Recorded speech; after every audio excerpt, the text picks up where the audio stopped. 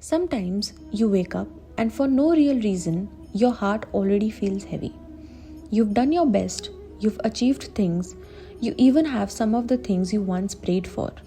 But still, there's this quiet voice inside: this isn't enough. You scroll through your phone, see people your age doing more, living the life you wanted, looking happier, freer, and richer. And just like that, your own life feels small. Not enough, like you're already behind. But you're not alone in feeling this. Thousands of years ago, on a battlefield called Kurukshetra, Arjun, one of the greatest warriors, stood completely lost. He was confused, afraid, torn between duty and emotions, full of doubts. And what did Krishna, his divine guide, say? He didn't say, win this war and you'll feel better.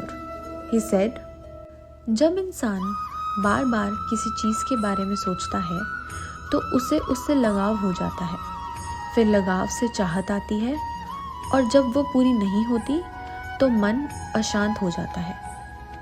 Isn't that what we do too? We keep thinking about that one thing, the dream job, the perfect body, the ideal partner, the versions of ourselves we think will feel finally enough. And slowly, we start believing we can't be happy without it. But Krishna reminds us, peace isn't in getting everything you want. Peace is in doing what you must, without being obsessed with the results.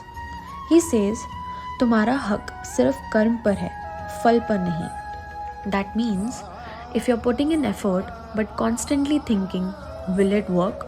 Am I good enough? What if I fail? Then your mind isn't in the present. It's stuck in the fear, just like Arjun's was. And you are the modern Arjun. Your battlefield is in Kurukshetra. It's your career, your mind, your relationship, your phone screen. But the confusion, the pressure, the feeling of being lost, that's the same. And so is Krishna's wisdom. Come back to the present. Let go of the outcome. Just take the next step with honesty, with heart, and without attachment. Because when you stop chasing the result, you create space to enjoy the journey. And maybe, just maybe, that's where peace begins.